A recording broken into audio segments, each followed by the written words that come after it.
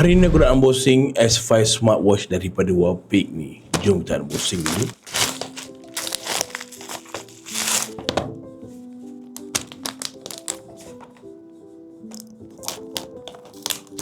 Desain kotak dia simple je dan dalam ni kita dapat jam, kabel charging dan manual.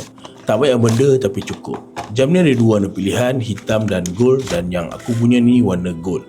Aku rasa nampak kemas dan premium. Skrin dia full touch dan full HD display. Bila on, skrin jelas dan respon dia okey. Tak rasa macam jam murah.